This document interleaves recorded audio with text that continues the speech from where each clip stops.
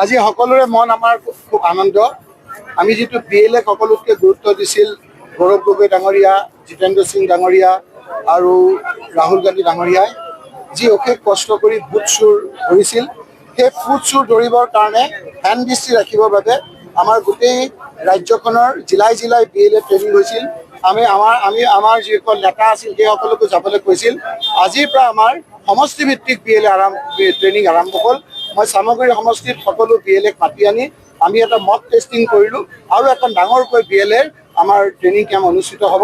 এই ট্ৰেইনিং কেম্পৰ যোগেদি আমি বিজেপিয়ে যিটো এতিয়া মানুহৰ ওপৰত বিশ্বাস নাই, তেওঁলোকে পৰীক্ষাত ফেইল কৰিব বুলি ভাবি এতিয়া নকল কৰাৰ কাৰণে যিটো চেষ্টা কৰিছে তাক প্ৰতিৰোধ কৰিবৰ কাৰণে আজি যি BLA প্ৰশিক্ষণ হৈছিলে, সেই BLA প্ৰশিক্ষণত আমাৰ বিভিন্নজন লোক আহিছে, সেইসকলকো মই ধন্যবাদ জনাইছোঁ। এতিয়া হিমন্ত বিশ্ব শৰ্মাৰ বুট চুৰ কৰি যেনেদৰে বৈতৰণি পাৰ হ'ব বিচাৰিছে, পৰীক্ষাৰ সময়ত তেওঁ ভালকৈ নপঢ়িলে, যেতিয়া আপোনাৰ এতিয়া চৰকাৰ আছিল তেওঁ মানুহৰ কাম নকৰিলে, 6 জনগোষ্ঠীক জনজাতিকৰণ নকৰিলে, আমাৰ ল'ৰা ছোৱালীবিলাকক আপোনাৰ চাকৰি বাকৰি নিদিলে, লাখপতি বাইদেউ দিম বুলি কৈ এগৰাকী এতিয়া 10,000 টকা কোনোমতে দি তেওঁ পাল মাৰিবলৈ আহিছে। বঙালী সম্প্ৰদায়ৰ মানুহসকলৰ মনবিলাক বেয়া। আজি বিভিন্ন জাতি জনগোষ্ঠীৰ মাজত তেওঁ সম্পৰ্ক বেয়া কৰিবলৈ বিচাৰিছে। তেওঁ যিটো ধুৱনি কুঁৱলী পৰিৱেশৰ সৃষ্টি কৰিব বিচাৰিছে, এই কথা বতৰাবিলাকত যেতিয়া সকলো মানুহ তেওঁৰ প্ৰতি অসন্তুষ্ট হৈছে, যেতিয়া মানুহে তেওঁক ভোট নিদিয়াৰ কথা থিৰাং কৰিছে, যেতিয়া গৌৰৱ গগৈ ডাঙৰীয়াৰ নেতৃত্বত শিলদল ভাঙি ডিব্ৰুগড়ত সকলো মানুহ ওলাই আহিছে, এই সময়তে তেওঁ বুট চুৰ কৰি 2 নম্বৰী পদ্ধতিৰে জিকাৰ যি পৰিকল্পনা কৰিছে তাক প্ৰতিৰোধ কৰিবৰ কাৰণে যি BLA প্ৰশিক্ষণ শিবিৰ আমি আয়োজন কৰিছিলোঁ, তাৰ এটা মাত্ৰ এইটো এটা ঝলক। ইয়াতে আপোনালোকে দেখিছে যিটো উৎসাহ উদ্দীপনা দেখা গৈছে।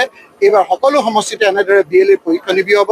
কোনো ধৰণৰ বুট চুৰ কৰিব আমি নিদিম আৰু তাৰ ফলত হিমন্ত বিশ্ব শৰ্মা অত্যাচাৰী চৰকাৰ পতন হ'ব। পোৱা গৈছে যে আপোনাৰ দুগৰাকীকৈ প্ৰাক্তন বিধায়ক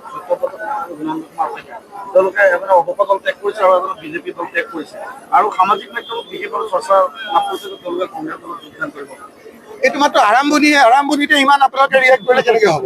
হিমন্ত ডাঙৰীয়াৰ হাওঁহাত, হিমন্ত ডাঙৰীয়াৰ বাওঁহাত, এই সকলো মনত বেয়া।